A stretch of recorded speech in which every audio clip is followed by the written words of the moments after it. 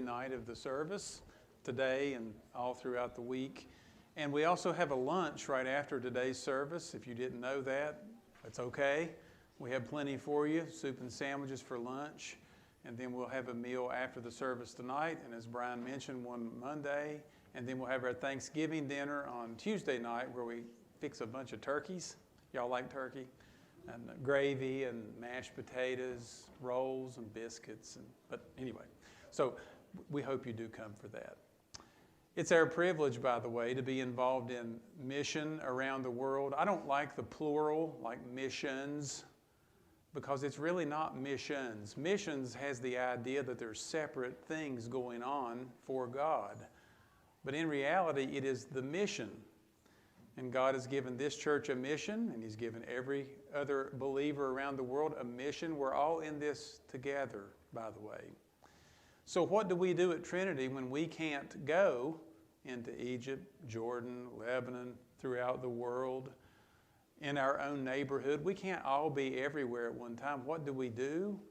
We partner with people who can. Here at Trinity, we have a separate fund that we call Faith Promise. And what that is it's a commitment between you and the Lord that you're going to be involved in ministry around the world with people like we bring in to show you what they are doing, hopefully to get you excited about God's mission beyond Christiansburg.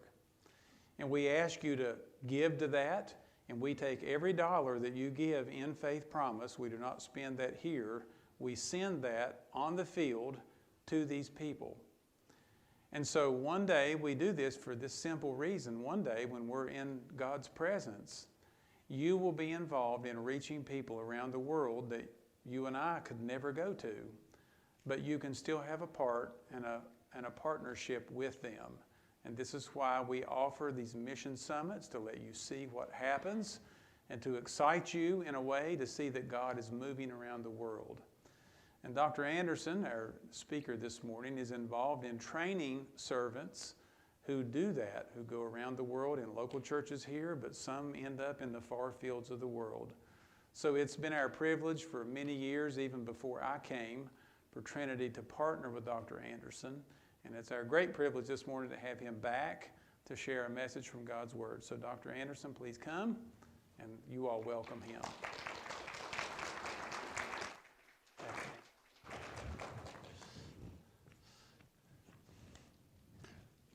Thank you, Pastor. It's a joy to share in such a special occasion, and not because I'm here, but because I'm so passionate about what you're emphasizing.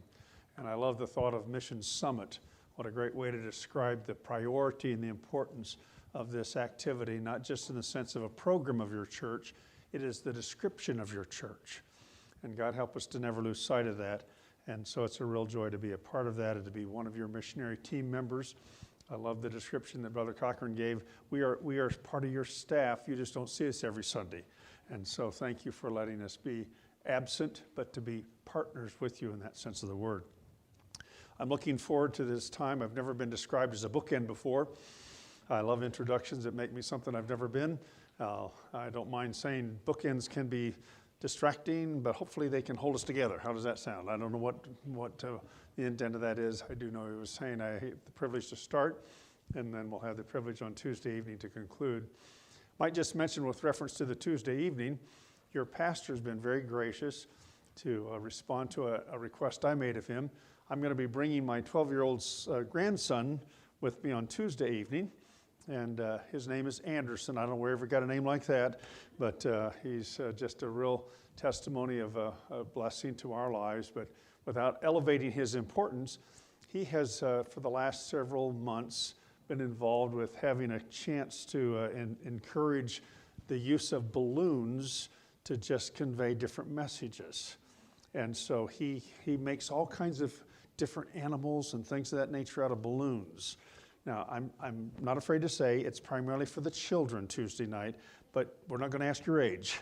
So you can line up and ask for, they'll have a whole display of things. And so I'm going to have him here on Tuesday evening as a part of that. So just as a little further promotion for Tuesday evening services, to just come and get a particular balloon art.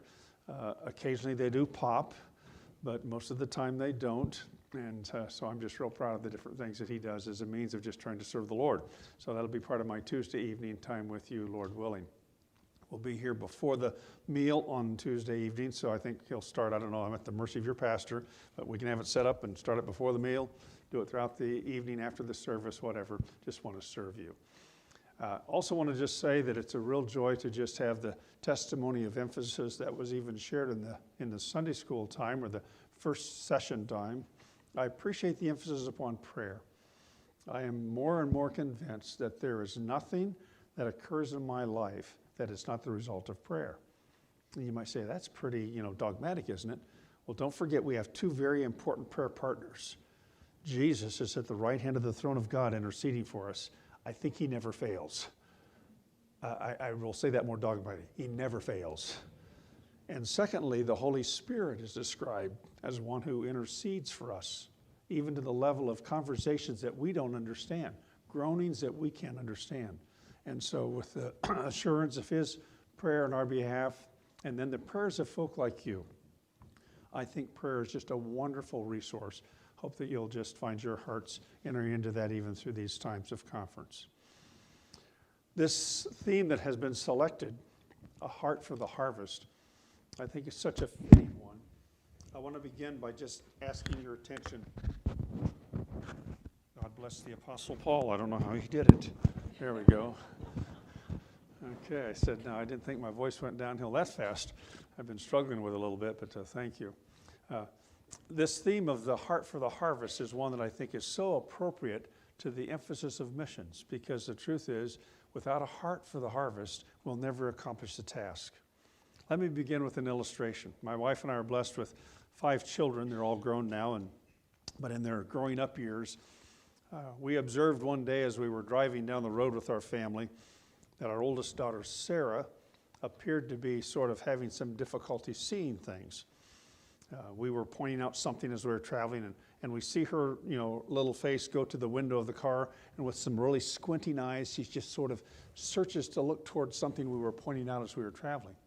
And all of a sudden, it became very apparent to us, Sarah needed her eyes checked. We arranged to take her to an ophthalmologist and proceeded that process of review, and sure enough, she was nearsighted.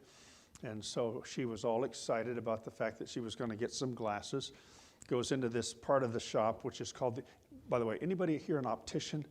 I just want to make sure before I start making some rather candid remarks about them that I'm not going to offend somebody's occupation. But, this optician, Dr. McGee, he was just a, genteel grandfather type guy. He was the guy that had all this display of glasses in his office area and all kinds of little, devices to try and measure the size, et cetera. So she goes into Dr. McGee's office, proceeds to get her, selection of frames she wanted and all that went with it. And to her disappointment, she wasn't able to get them that day. She didn't realize she had to come back and get them later.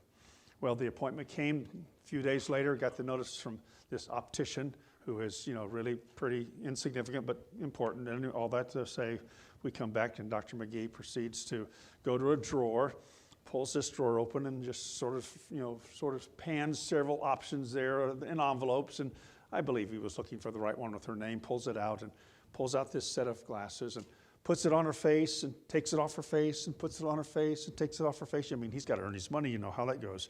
And so puts it on, puts it off, and finally puts it on her face.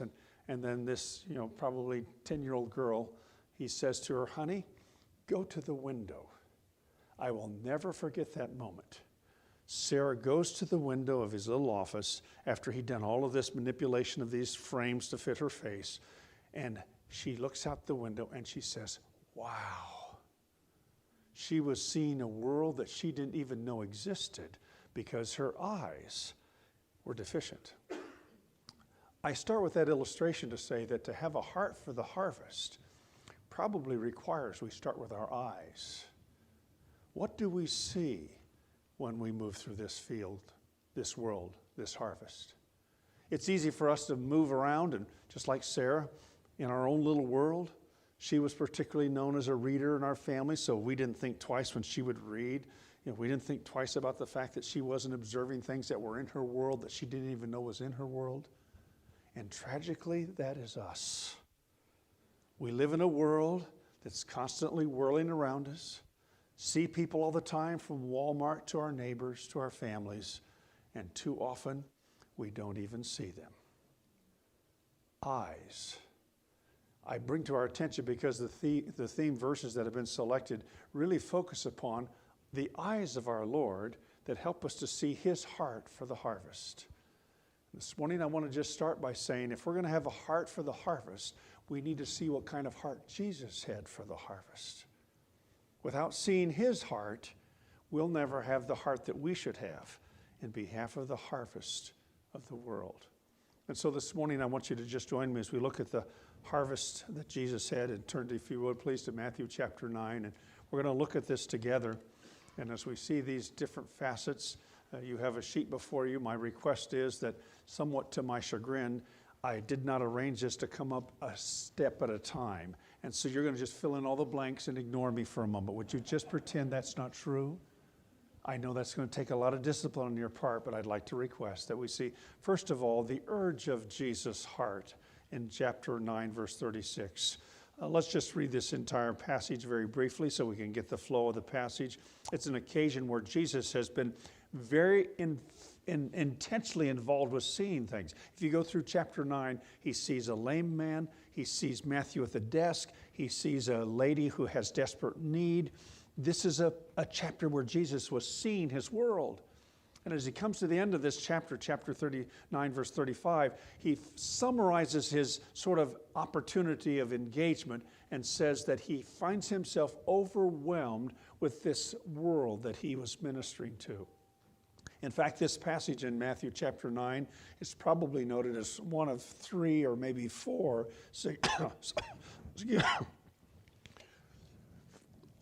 one of three or four very significant passages where Jesus' heart is observed. You see it in another occasion where he was looking over Jerusalem and he weeps as he sees them. Or probably one of the most famous heart passages of Jesus is as he's in his high priestly prayer in the garden, as he's praying to his Father. Or maybe it's the occasion where he is asking for some, as it were, relief from the fear of the facing of the cross, not in the sense of the fear of doing the Father's will, but it was a very significant moment of his heart as he knew that to bear the sin of the world would have caused him to experience the separation from his Father's fellowship, which had never happened in all eternity. But here's a passage, Matthew chapter 9, where the heart of Jesus is seen as he sees the people around him. And so with that in mind, would you follow verses 36 through 38? When Jesus saw the multitudes, moved with compassion on them because they were faint, scattered abroad as sheep having no shepherd, then saith he unto his disciples, the harvest truly is plenteous, but the labors are few. Pray ye therefore the Lord of the harvest, that he'll send forth labors into his harvest. I'm going to make three observations with you about Jesus' heart for the harvest. And we begin with this first one, the urge of Jesus' heart in verse 36. The urge. The magnitude, as I have there in your notes, is such that it's something that isn't easily seen just from the reading. Jesus saw the multitudes, and by the way, we are people that are often affected by crowds. Sometimes they get in our way. I don't know if you're ever the person that's standing behind the person that's in the express lane at checkout. It says 12 items or less, and their basket's full. I don't know if that ever bothers you, but it bothers me. Or if you ever drive the West Virginia Turnpike, and it's a wonderful road, even though you complain about the amount you pay. Thank you for doing that for our state. We love it when you do that. But the truth is this, I can't figure out people who go through the easy pass lane and they stop at the window and look for someone to give their money to. And I want to say, can't you read? Easy pass only. What are you doing in this lane? You know, people can be of a nuisance to me. I don't know if that's a fair recognition to you, but the truth is, Jesus saw the multitudes, and here was his response. Look what it says. He was moved with compassion. This idea of moved with compassion is not just simply a sentimental moment or a shedding of a tear or just oh my, isn't this awful? In the literal language translation, it literally means he had a convulsive heart. We might even say this in the language of comparison. Jesus saw people, and because of their urgent concern, he had a heart attack of concern over them. Wow. That's the magnitude of this urge. It wasn't passing. It wasn't convenient. It wasn't coincidental. It wasn't just circumstantial. It was the very essence of his being. His heart convulsed with concern for their need. I want to ask you without judgment, but to some degree as an ignorant itinerant, I don't have conversations with most of you to know in the personal sense, but I wonder, when's the last time that your heart was so moved with concern for the needs of this world that you found yourself with a heart attack, as it were? That's the magnitude of Jesus' heart. If we're to have a heart for the harvest, we must have the heart of Jesus. The magnitude is convulsive heart in response to the needs that he saw. But that magnitude then is manifested in these ways. Because they were faint and were scattered abroad as sheep having no shepherd. The manifestation of his heart is not just simply something that was expressed in a passing statement, but it was seen very significantly, first off, in the weakness of people. Not just in the sense of physical weakness. This idea that they were faint was not because they were hungry or because they were thirsty, but it's because Jesus had a spiritual outlook that said people's needs are far greater than the superficial. I in no way want to in any way diminish the significance of a caring ministry such as we've been introduced, or I've been introduced this morning, but that you're a part of with the Agape ministry. Jesus cared for people's needs. And I commend that kind of ministry in a great way, and grateful as you put that forth. I was just, as I couldn't sing this morning, I was observing these boxes here on the steps and seeing the little designation boy and girl, and was trying to say, I wonder if there are more boys or more girls in that stack of boxes. But then I found myself saying, I wonder what little boy or what little girl is going to get a hold of that. What an impacting opportunity to care for people's needs. But can I tell you, far beyond their physical concerns, and I'm sure Agape would agree with us, is the fact that those eternal needs, their soul needs, their heart needs.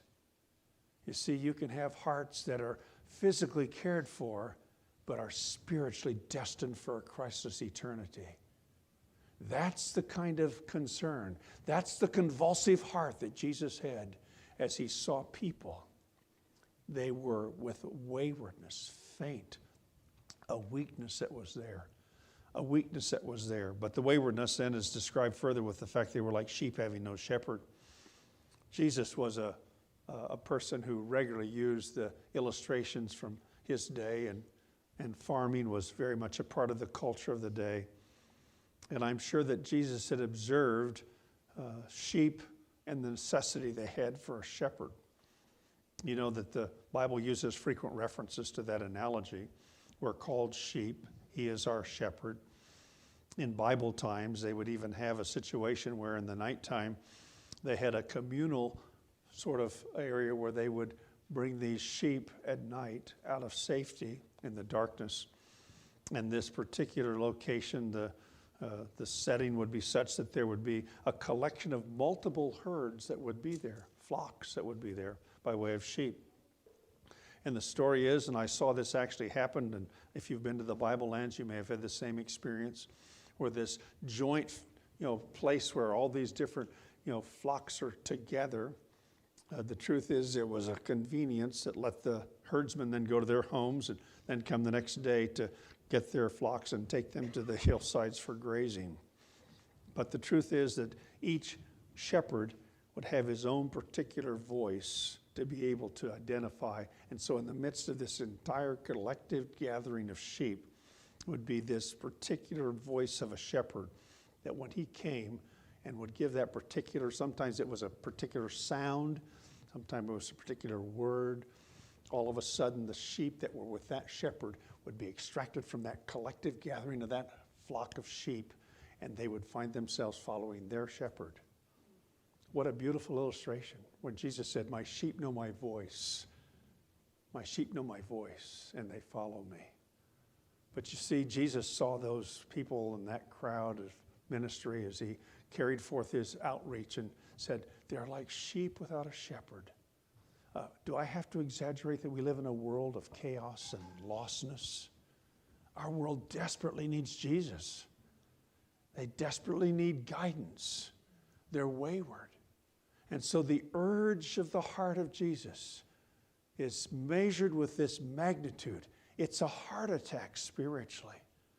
With this manifestation, I see people, because they're so weak, they cannot do it on their own, and they're so wayward, they don't know where they're going.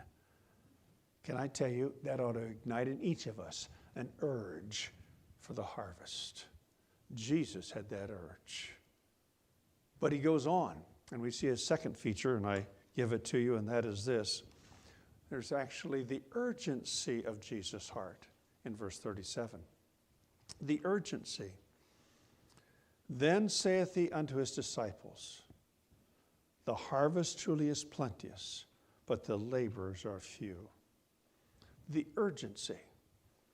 I don't know if you've ever been in a situation where there's emergency response. We often think of it as even a category of our culture. We have these these emergency responders, or these persons who are known for their particular task, whether it's a police officer, a fireman, or some medical person. But if there's urgency, there's immediate attention necessary. And the urgency of Jesus in this context is described because, first of all, there's a large demand. The harvest truly is plenteous. The harvest. I grew up in Iowa, and I guess I don't have to convince you that Iowa is farm country. Beautiful, beautiful fields. And while I don't mind saying I've not had the privilege to live there since I went to Appalachian as a student, the truth is that I never get over, that part of the Midwest and all of the gorgeous farmland that's there. And I know there are other places, but there's just nothing like the Midwest farmland. And throughout my years in high school, and even one or two of my years of summer work between college years, it was my privilege to be employed on farms. Fact is, if you were to ask me as I was growing up as a kid what I wanted to be when I grew up, as a farmer. My dad was a pastor. I didn't live technically on farms, but I worked on them, and I loved farming. Still love farming. And I will tell you honestly, in the course of my growing up years, some of this has changed just because of the advance or the developments of change in agribusiness. But the truth is, in the era of my time as a kid growing up, farming was a task that had multiple runs over a field. You might, if a field was such that it had been a cornfield the year before, you might find yourself running over that cornfield stalks after it had been harvested with a disc and begin to chop some of those corn stalks up a little better so they would turn over better. And then you'd go over with a plow, and you'd be plowing this field, and you'd spend hours plowing. And then once the plowing was done, you'd go over it with a disc another time. And the disc might sometimes be such that then you have a drag harrow that you pull behind it, and you go over it another time. And then you find yourself eventually with the field in preparation, and you go over to plant it. And once you've gone over with planting, well, you'll wait for a bit to see what's going to surface. And as it surfaces, then you may have a time that you run over it with some application of either some herbicide or some particular fertilizer. And then you might run over it with a sense of a chance of putting some anhydrous ammonia on it to really advance its development. And then you'd find yourself with a cultivator. You'd go over it, and you'd find yourself, and my farmer friend, one of them said, if you don't turn that corn a quarter of a stalk when you cultivate it, you haven't cultivated it. And all those different things come through my mind. But every one of those runs across that field, maybe upwards to a dozen times, were with one end goal, and that is harvesting it. Oh, I might say this, I really loved the cultivating phase. There was something satisfying about going through and throwing that dirt around the stalks of those corn and not, plowing out the field. And I don't mind saying there are different facets of joy. I loved plowing. I loved just seeing the dark dirt just turn over but the truth is, none of that was as satisfying as getting on that combine and finding yourself with that head on the front and moving through those rows of corn and watching that corn go into the bin. You see, harvesting was the end goal. Isn't it interesting that Jesus said here, the field is big? He doesn't say that. Or the plowing is needed? Doesn't say that. All of the facets that might go with the process of agribusiness are satisfied with one word. The harvest is plenteous. I say that with a sense of encouragement to our hearts because I do know that serving God can sometimes be challenging. We can witness to somebody and they never come to Christ, and we can find ourselves saying, is it worth it? We can be discouraged. We might find ourselves ridiculed. We might find ourselves with a sense of just rejection. But can I tell you this? The promise of God is the harvest is plenteous. The harvest is plenteous. The harvest is plenteous. Can I tell you, we live in a world that urgently and with hunger is looking for what only Jesus can provide. Have you found yourself captivated with the harvest that He has promised? See, the urging of Jesus is because people's hearts need to be harvested now while the opportunity is there. I encourage you from your community to beyond. I love how your pastor described your partnering with ministries like ours to see that task go beyond anything that you can keep track of personally. But by the way, God always does keep track of. His computer system's never down. I just want you to know that. He knows how you find yourself praying or investing, and you may never see those persons, you may never go to those parts of the world, but He keeps track and gives, as it were, dividends to your eternal record. Wow. That ought to ignite your heart. The urgency of the heart of Jesus, because of the large demand, the harvest is plenteous. But then Jesus points out very soberly, there's a short supply. Why do we need urgency? Because there's a short supply of workers. I just was reading this morning as I was trying to keep track. My life is pretty full, so I try to keep up with some news just as I travel through my phone.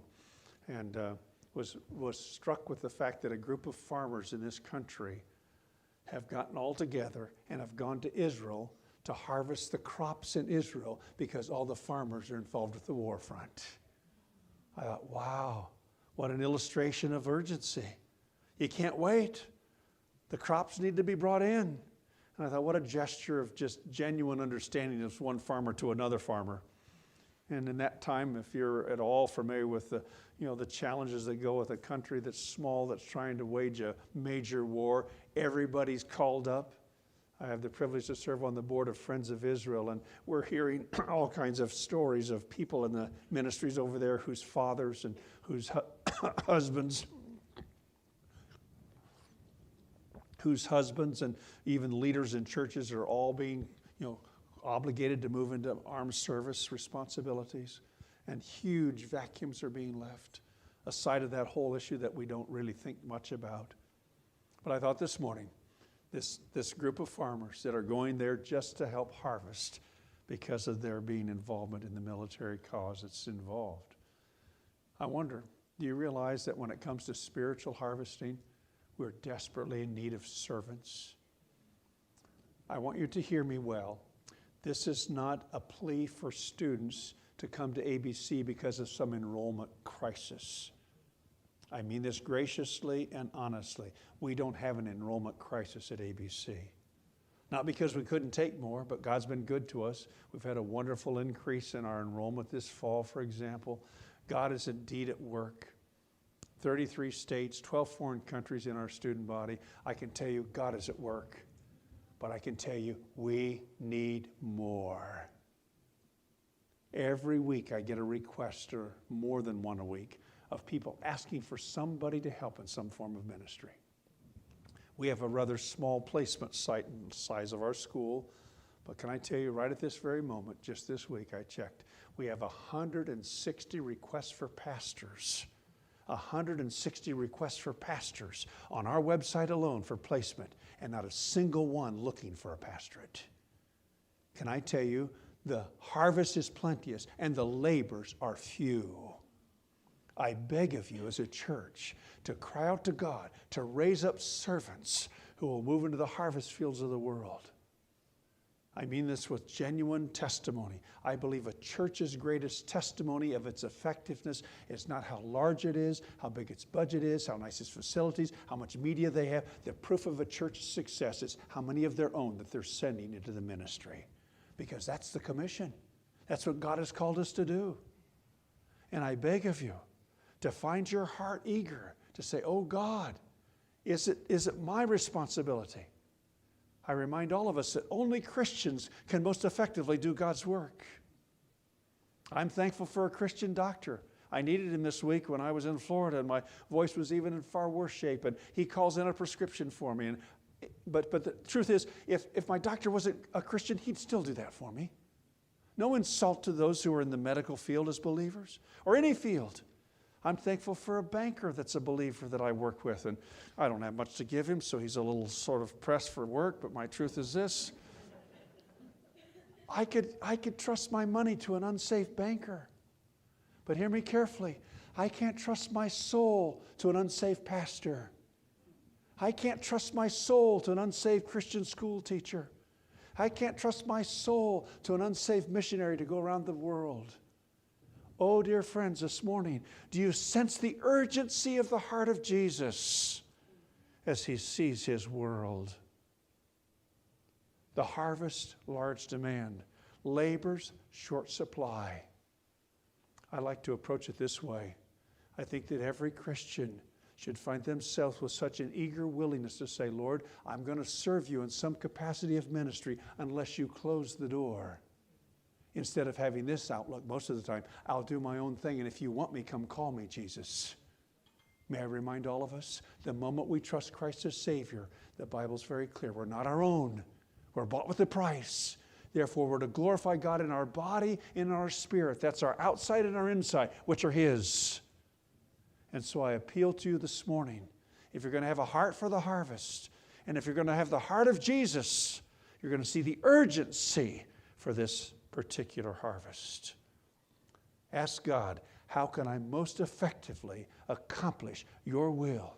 And yes, that will mean some will be involved in being a doctor. Thank God for Dr. Poling. Some will be involved in finance and any other occupation. But can I tell you, I believe that there are those who should be involved occupationally in God's work who have found themselves sort of sidetracked by other decisions. Sometimes misdirected by parents who aren't willing to give their children to do that. Sometimes misdirected by peers and influence around us, not willing to do it. Can you truly say with abandonment, oh God, whatever, wherever, with whomever, without whomever, I am yours. The urgency for the harvest. That's the heart of Jesus. The urge, he saw their waywardness and their weakness. The urgency, large harvest. We need workers. But now we come thirdly to what I reference as the urging of Jesus' heart. You see, Jesus didn't leave this with a sense of just meaninglessness. We come to verse 36, and his urging, he moves from just his own testimony of his seeing his world to now demonstrating that in his desire for the disciples. He says, pray ye therefore the Lord of the harvest, that he will send forth laborers into his harvest. This particular urging begins with this degree of urging, I say. This word pray here is not the normal word pray in our Bibles. It's a word that is described elsewhere in the case of a leper who wanted to be healed. And he cries out to Jesus to heal him with a sense of urging for his help, desperation. In fact, it's the word that we would use in comparable usage called begging. Now, some people are gifted at begging and others aren't. Most of us are a little awkward about begging. But for a moment, may I just say, every child of God should make this their very life's ambition, and that is to beg God. To beg God. That's the degree of this urging. You might say, well, why do I have to beg God? Doesn't he hear me when I just say it once? Yes, he does. I will tell you this in all honesty. I don't know why he tells us to beg him. If that's a little disappointing to you, it's just candid truth. I don't know why, but I do know this. It's an order. It's not something that's an option, not just a good idea, not an alternative. It's a mandate. We are to beg God to send forth laborers. I don't know if you've done that recently, if you found yourself begging God to call forth servants. Several years ago in my devotions, I came across this passage in just my normal devotional schedule. And I found myself that day having to confess that to the best of my knowledge, I'd never technically prayed this prayer. I didn't particularly find myself feeling a sinful, as it were, conviction. I just found myself with a soul conviction that said, oh God, I must always pray this prayer. I finished my devotions and went to the vanity to begin to prepare for the day. I wear contacts, and so I was putting in my contacts, and I then began to prepare what I do every day, and that is to lather my face and prepare to shave. My heart was still just pondering this, beg God, and I found myself saying, oh Lord, that's going to be my reminder every day. I determined that day, and by the grace of God, did it this morning as I prepared to start the day with you all. I said, this whitened face sort of served as a symbolic reminder of the whitened harvest fields of the world.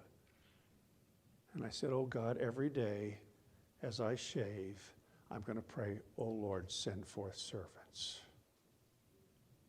Now, I'm saying very honestly, that may not be the best way to remind you, but I'm asking every child of God in this room to think of something that you do every day that's going to be your sort of your little tickler, your little reminder to pray this prayer. I don't know what it might be. Some years after that, I was involved in a missions conference in Limerick, Pennsylvania, and this was their focus of passage, a different message, but that particular thought was one I was incorporating in a message, and I challenged the people. This was the first night of the conference, and about 3 nights into it, as I'm standing at the door greeting people at the end of a service, a lady comes out, shakes my hand, and without any preface remarks just said, I didn't know I took my shoes off so often. And that's sort of a strange greeting to a preacher after you've preached. That's not, what's that got to do with the sermon? And so I said, pardon me, ma'am? She said, oh, the other night you said we should think of something that we do every day and let that remind us to pray that prayer. She said, I sat in the service and said, every time you want to take my shoes off, I'm going to pray, Lord, send forth servants. She said, I never knew I took my shoes off so often. And I said very honestly and properly, I said, ma'am, please just keep taking your shoes off. I don't know what you do every day, but I hope I can haunt you at this moment to think of that moment that you're going to let that be your tickler, your reminder to pray, oh Lord of harvest, send forth laborers. You see, the degree of this urging is begging God. Begging God. Oh, by the way, one of my personal thoughts as to why we're supposed to beg him is somehow when you beg for something, you somehow make it happen. It's like that child at the checkout counter where they put all of those temptations as you're checking out with your children. And they beg you, Mama, can I have this? Mama, can I have this? And in those moments, out of a sense of frustration and maybe convenience, you throw it in the cart. I'm not suggesting that we do it so carelessly in our begging, but can I tell you honestly, that's one effect of begging. And here's another effect, by the way, I've learned too. Do you know that when you beg for something, sometimes you realize, hey, I'll just do it and stop this begging. Here's a dare I give you. If you beg God regularly in your prayer life, be careful because you may answer your own begging. Wow, wouldn't that be a blessing? To know that you get to be the respondent to God's work. Beg God to send forth laborers. That's the degree of this urging. But then there's a demand. Look at the last of verse 38. Pray the Lord of the harvest, beg God, now this, that he will send forth laborers into his harvest. This word send is not a normal word like just, asking someone to do a task or an errand. It literally is a word that's used sometimes to describe the act of tearing cloth. Do you know that this idea of sending is a description of what often must be done, usually what must be done if persons are going to respond? And that is this. It requires the breaking away of things that interfere with us doing that. It might mean the breaking away from your own plans.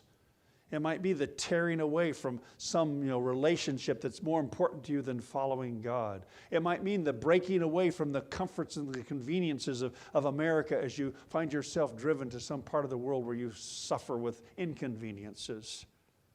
It might mean the tearing away from a relationship where you find someone who's not compatible with your heart as you're maybe in a dating relationship. I say this on our campus regularly. If God puts something on your heart to do and you're so concerned about this relationship that it's interfering with that, you need to stop. You see, the breaking away, that's how this demand is fulfilled. And in today's world of comforts and conveniences and selfish ambitions, may I just tell you more than ever, we need to be reminded that the number one demand of Jesus, if you're going to be his follower, is deny yourself. If any man comes after me, let him deny himself. That's the most repeated message of the earthly ministry of Jesus, over and over again. If you're going to be my disciple, deny yourself, deny yourself, deny yourself. Can I tell you that's so contrary to our culture today? None of us like that. I don't like it. I like me. I don't want people in front of me in the toll gate. I don't like people in the checkout lane that's, can't read. My point is this. I can be as selfish as any person in this room and probably more so. And so it takes every day a requirement to deny myself. To deny myself. That's why Paul says, I die daily. And dear friends, while that sounds so onerous and so painful and so insulting and so invasive into your world, can I tell you, that's the only way to live if you're going to have a heart for the harvest.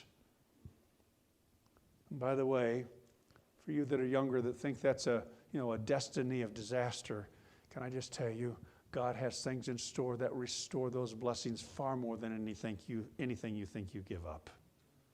My life verse is Psalm 84, 11 and 12. For the Lord God is a sun and shield. The Lord will give grace and glory. No good thing will he withhold from them that walk uprightly. O Lord of hosts, blessed is the man that trusteth in thee. I dare you to deny and seek God's marvelous provision beyond anything you can imagine. That's a heart for the harvest. That's Jesus urging us. Beg him. It's his work. They must be called of him. Beg him. Be careful, you may answer your own prayer. But then find this magnitude of that particular demand. It requires the tearing away from all that I might consider important, all that I consider valuable, all that I find myself seeing as priority in my world, and recognize he's got a far bigger world to offer me. This morning, my friends, I'd like you to just pause and think of how Jesus had a heart for the harvest. He found himself with the urge as he saw them, and his heart convulsed with burden for them. Do you have a convulsive heart for this world that needs Jesus? Or have you gotten careless with convenience and comfort with the fact that you traffic around them all the time, and they seem so together? They're nice neighbors. They're nice fellow employees. They're nice family members. But they don't have Jesus. They are wayward. They are weak. Do you find yourself with the urgency? Who's to say? Circumstances of our world more than ever cause us to have alarm buttons going off. I've been asked more in the last month if we were approaching the tribulation period than any time in my ministry because of what's going on in the Middle East. And I'm not here to say yay or nay, but I'm here to say this. Our world is urgently searching and we find ourselves with the opportunity to minister. Do you find yourself responding to the urging of Jesus? Would you truly say, "Here am I, send me"? What about it, Mom, Dad? Can you say it of yours? I'm recalling an incident that happened years ago as I was traveling with one of our summer ministry teams, and we were in the state of Illinois. It was a service where they had a meal before the concert, and the intent was to get acquainted with the church family. And I sat down at a table that had some young people there, and in the course of conversation, learned of some of their interest. And one young lady in that gathering said, "You know, I really think that God might be calling me to serve Him." And she was interested in coming to Appalachian Bible College as a student. And the meal ended, and we went upstairs for the concert. And at the end of the service, I'm again standing at the door and at the invitation of the pastor to greet people. And as I'm standing there, I see this girl coming out, and she was in the presence of an older lady that was clearly her mother. They looked alike, and they were conversing together. And so as the mother approached the door, I shook her hand. I said, "Ma'am," I said, "I'm so excited to know," and I named the daughter. I said, "Susie, I'm so glad to know that Susie's possibly interested in studying to become, to serve the Lord." That mother bristled like I'd insulted her. She said, "My daughter could never go that far away to college, Illinois to West Virginia." I was so taken back by this mother's response that I did something that in those earlier years, probably I was a little more courageous. Now I would be a little more careful, but still courageous, hopefully. I said, "Ma'am, I need to share a story with you." I said, I came from Iowa and went to West Virginia to Appalachian Bible College. I said, "Believe it or not, my parents loved me." I said, "We stood on the front steps of our home in Columbus Junction, Iowa, and because there was another young man from our church going to the college that year, had his own car, my parents said, 'Why should we drive you to college when you could just put your suitcase in his and drive with him?'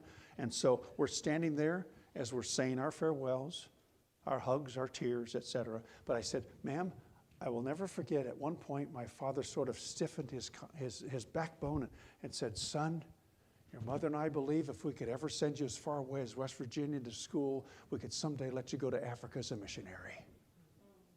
I said, "Ma'am, it's serious stuff to interfere with God's work in your child's life."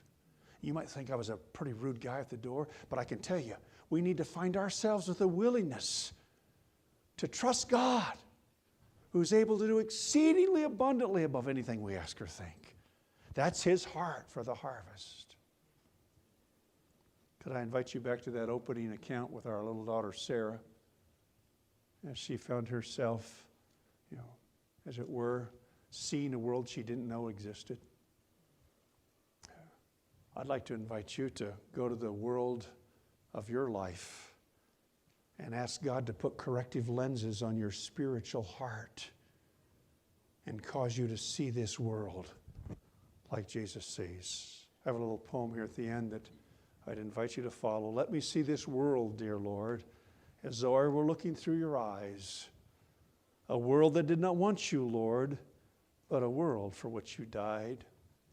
Let me kneel with you in the garden, fill my eyes with tears of agony. For if once I could see this world the way you see, I just know I would serve you more faithfully." Amen. I wonder, dear friend, that's Jesus' heart for the harvest. Will you make it your heart? Will you make it your heart?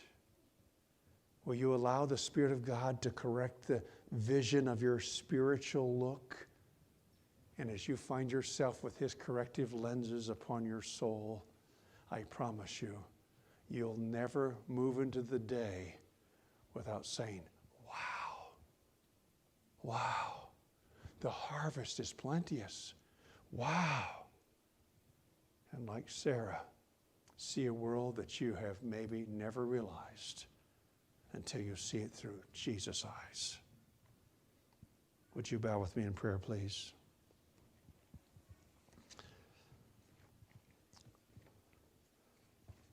Father, thank you for giving us your word to help us understand how we should live. And this wonderful theme, a heart for the harvest.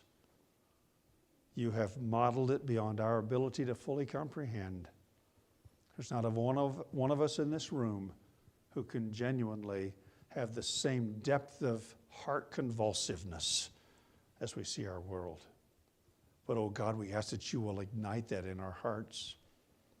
I pray that there'll not be a child of God present in this room who will be the same because of how we've seen your heart for the world. And Lord, I do pray that you will help us to have responsiveness. May we allow the corrective lens of the Spirit of God's work on our spiritual eyes to cause us to see this world like you see it. Lord, if there are those present who've never trusted you as Savior, may they recognize that when Jesus looked out on that crowd that day, in essence, he was looking at them and crying out for their soul's needs, weak and wayward.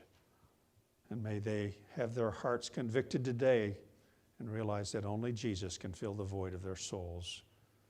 And so may your work be accomplished in each of our lives as we ponder your word